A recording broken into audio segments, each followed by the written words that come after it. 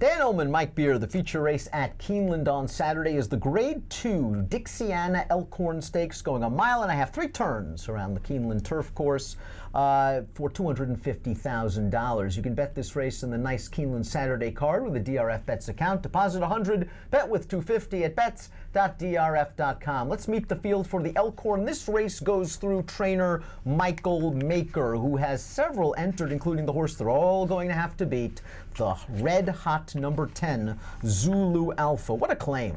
They took this horse for $80,000. They've won 3 of 4, including 2 graded stakes, and the only race they lost, it was at a distance that was a little bit shorter than he wants, and they got wired by a pretty good horse. No chance in there. He had no chance in the Fort Lauderdale, and the only loss, there's nothing to knock about this horse, Dan. He's just really good. He wants distance. He has a great running style where they can just sort of put him wherever you want to put him and get any kind of a trip. I would say, if I was just going to, sort of try to pick him apart at a short price, I would say he's gotten a couple of absolute perfect trips when he won. But I didn't really think that was necessarily the case last time. I didn't think he got a perfect, or he got a good one, but he actually did some real running in that race, and I thought he was very game to prevail, and he's just the horse to beat. He's way the horse to beat. Plus, he already has a graded stakes victory at Keeneland, going a mile and a half in the Sycamore. He has all the fast recent races, and he just ticks a lot of boxes. That doesn't mean that Maker can't upset him with one of his others. The venerable number 7, Bigger Picture, is back again. He's earned almost $1.5 million in his career. He's won 12 of 39 starts. He is a graded stakes winner this year. I expected a little bit more out of him last time out in the Pan American, but he just didn't have any pace to run into. No. He should have a better scenario this time around, but do you get the feeling that maybe at the age of 8, Father Time is starting to catch up? I do feel that way about him, and I felt that way about him for a while now. I mean, he's one of my favorite horses. I've liked this horse for a long time. He's really, really good, but he has lost a step recently, and I think these races, they get harder and harder for him to win. He's going to try. He's going to do his best in here. I wish he still had some of that speed he used to have. He used to have great positional speed, and he'd get the trips like Zulu Alpha gets, and it feels like he can't get those trips anymore. Well, let's see what sort of trip time form U.S. projects for the 7 Bigger Picture and the others, and you see they've got Bigger Picture way back there. Maybe that red bar indicating a fast pace will work to his favor, but we see Zulu Alpha just in a great tracking position yet again, sitting in 4th, and I would not be surprised if he gets that trip at all. Maker also has Solio, another horse that might have been compromised by a lack of pace in the Pan Am last time out. 2 back in the McKnight. He gave Zulu Alpha a little bit of a fight, but just when it looked like he got to that horse's flank, Zulu Alpha said, "No, you don't." Yeah, it just feels like, even especially based on that one, Zulu Alpha is probably just a little better than this horse. And listen, he's a really cool horse. He's a hard trier. He doesn't win a lot of races. He has trouble passing horses in the stretch. I mean, I didn't really see an excuse for him last time, Dan. I thought the trip was good enough, and he had his chance at it, and those horses were a little too good for him, and I don't think it gets any easier in this spot. It's nice to see that Jimmy Toners kept Hunter O'Reilly sound for a few races in a row. He only started once in 2018. He only started a handful of times with a plethora of layoffs in 2017. This will be his 3rd start in 2019. But the problem with Hunter O'Reilly, you see, he is a deep closer. He doesn't even get a chiclet on the Timeform U.S. pace projector, and that hurt him last time out in the McDermott, and that hurts him in races where there aren't paces like this. I think he's come back in sneaky good form, though. I do too. I think he's run actually pretty well on his last 2 starts. There's sort of 2 different trips too, because in the race 2 back in the McKnight, he was just wide almost the entire way. He actually ran really well. Last time Gaffalione took over and he tried to save some ground with him. He took him out wide only when they got into the stretch. He moved him way out into the clear and he raced on. He was no real threat in there. He's just one of those horses whose running style makes it really, really hard for him to win races like this. Let's talk about the 5 Canassar, who earned a triple-digit Beyer speed figure, a couple of them actually last summer. His race in the Stars and Stripes at Arlington Park, boy, did Fergal Lynch give him a beautiful ride. He saved ground every step of the way. He had a big look at that gate-to-wire winner in the stretch, and he just got beat by a neck, and then he went to the sidelines for a very long time. Tell me about that McKnight trip. It was not good. Yeah, I mean, he didn't have a good trip in the McKnight, and he actually ran pretty well, I thought, and that's why I liked him last time and bet him in the Pan Am, just hoping he would get a better trip, and maybe he was a little better than he looks. Listen, I thought he got a good trip last time in that Pan American, closer to the pace, just tracking along.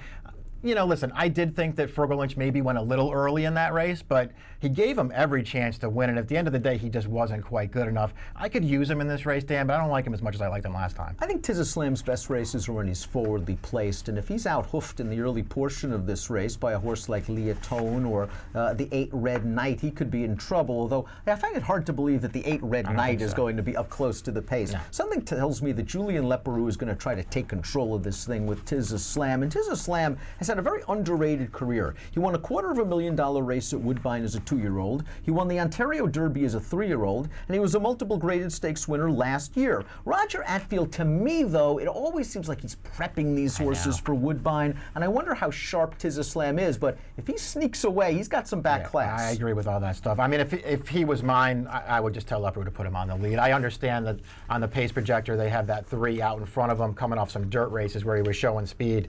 I think Tiz Slam's faster than that horse. I'd try to wire this field. And if the 6 doesn't make the lead, then I think the other Attfield, the 9 final copy, will be the one to make the front, as he did in the Sycamore when last seen during the Keeneland fall meet.